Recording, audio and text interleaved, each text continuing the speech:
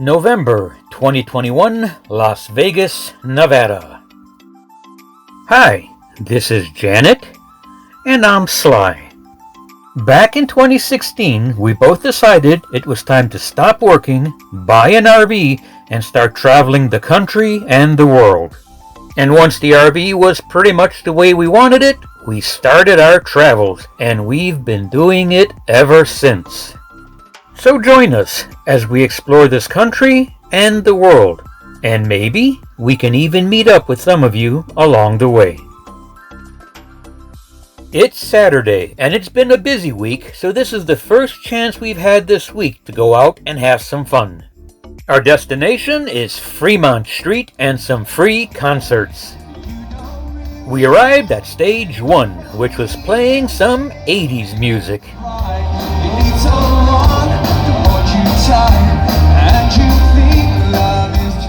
I'm not a huge fan of 80s music, so let's move on down to Stage 2.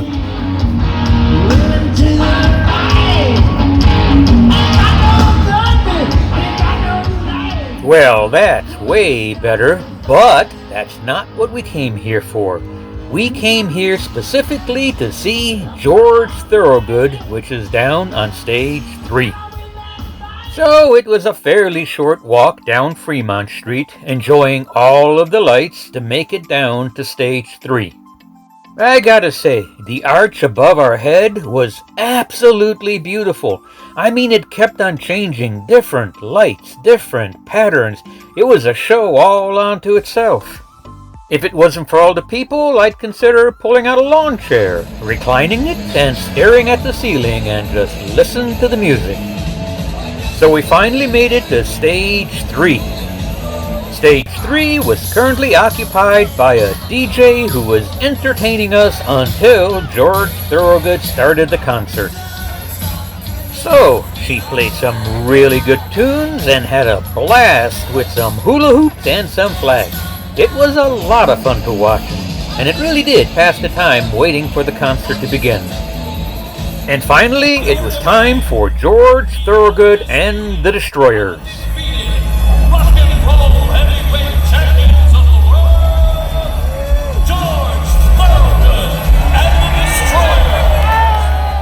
Thorogood put on a good show, including a lot of his classics, which I really enjoyed.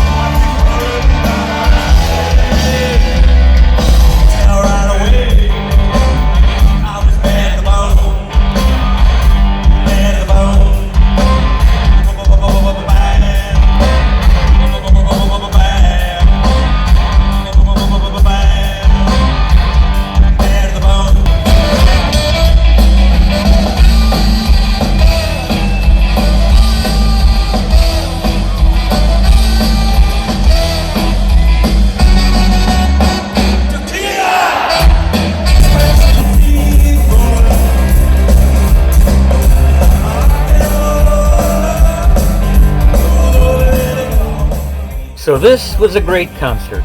I've always liked George Thorogood, and I'm glad I finally had the opportunity to see him in concert. After taking the next few days to take care of some necessities of life, it was again time for a road trip. And would you believe it? We ended up again in Arizona. We headed on down to the town of Oatman, Arizona. It's about a 2-hour drive from Las Vegas. I found out about this town from the Evergreens, and I put a link to their channel down below. Oatman is an old mining town, and when the mining ended, the burros that were used to work in the mine were set free. Now they run wild and pretty much own the town. Oatman is not a very big town, but it is kind of crowded. As you drive your car through here, you are constantly weaving through people, through cars, and of course through a whole bunch of burros who just wander the roads. The town is made up primarily of shops, although it does have a few art galleries, a couple of restaurants, and a couple of bars. For the most part, this is really just a tourist trap, but it's a very nice tourist trap. If you're anywhere near here, it's worth coming in for a visit. I mean, this town is unique. I don't think I have ever been to a town quite like this one before. To make it more interesting, the town itself sits on historic Route 66. The town encourages people to feed the burros, and in almost every store you go to, you can find burro food that's for sale at a reasonable price. The food is actually a bunch of pre-mixed squares that are actually healthy for the burros, so these burros live it up pretty well. So that kind of makes sense. The town wants these burros to stay in town and be healthy. And make no mistakes, the burro owns this town. They live here, they do all sorts of stuff in town. Janet and I walked the entire town. I think we did it twice. We explored the shops and checked out some of the other attractions available in this quaint little town. And of course, we had to feed the burros because, that's what you do here. The burros know what food looks like and they will politely ask for food if you happen to have some. So pay attention to all of them, not just the one you happen to be petting. Since this is, of course, a western town, they have to have the obligatory gunfight in the street. They do 2 shows a day. They do one at noon and then another one at 2:15. I've seen better shows, but hey, it's still entertaining, okay? This is a little town, take it for what it is. So anyway, after the show and wandering around town, we stopped at the saloon for a beer and a wine, and then we slowly made our way back out of town, dodging the burros along the way. We left town driving on Route 66. This part of Route 66 is really interesting. It's a very windy road that takes you up high into the mountains. And once we reached nearly the top of this road and were heading through the pass, we found a really great place for us to have lunch with a view. The temperature for today's lunch wasn't half bad.